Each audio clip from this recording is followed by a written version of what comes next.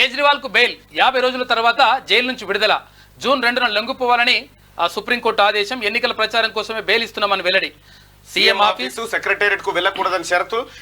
Dictatorship పై పోరాటంలో నాకు మద్దతు ఇవ్వండి అని చెప్పి కేజ్రీవాల్ అన్నాడు. నియంతృత్వం నుంచి దేశాన్ని కాపాడుకుందామని ఆయన పిలుపునిచ్చాడు. మొత్తానికి అరవింద్ కేజ్రీవాల్ కు బెయిల్ మంజూరైంది. 50 రోజుల తర్వాత ఆయన జైలు నుంచి విడుదల కావడం జరిగింది. Liquor scam Kalvakuntla Kavitha అంటించినటువంటి liquor scam లో ఆయనను అరెస్ట్ చేయడం జరిగింది ఎన్ఫోర్స్మెంట్ డైరెక్టరేట్. అలాగే ఆయనని రౌస్ అవెన్యూ కోర్టులో ప్రవేశపెట్టి ఆ తర్వాత ఇదేం జైలు, తిహార్ జైల్లోకి ఆయనను పంపించడం జరిగింది. అయితే ఇప్పుడు ప్రస్తుతం లోక్సభ ఎన్నికలున్న కారణంగా లోక్సభ ఎన్నికల్లో ప్రచారం చేసుకోవడానికి కేజ్రీవాల్ కు సుప్రీంకోర్టు బెయిల్ మంజూరు చేసింది.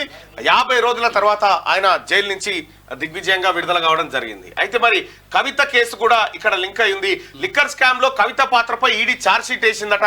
మరో 4 పేర్లు కూడా ప్రస్తావన చేసిందట. కవిత బెయిల్ పిటిషన్ విచారణ వాయిదా, ఈడీకి నోటీసులు జారీ చేసిన ఢిల్లీ హైకోర్టు అంటూ కవిత బెయిల్ పిటిషన్ ఇది కింది కోర్టు కొట్టేయడంతో హైకోర్టుకి వెళ్ళింది. హైకోర్టుకి వెళ్తే హైకోర్టు ఏం చేసిందంటే ఈడీకి అంటే ఎక్స్ పార్టీకి నోటీసులు సర్వ్ చేసింది.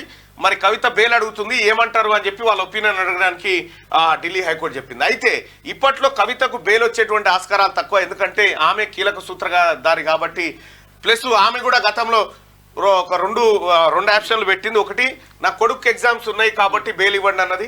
అప్పుడు నీ కొడుకు నీ దగ్గర ఉన్నప్పుడు కూడా నువ్వు చదివించింది లేదు, ఏం లేదు, నీకు బెయిల్ లేదని చెప్పింది.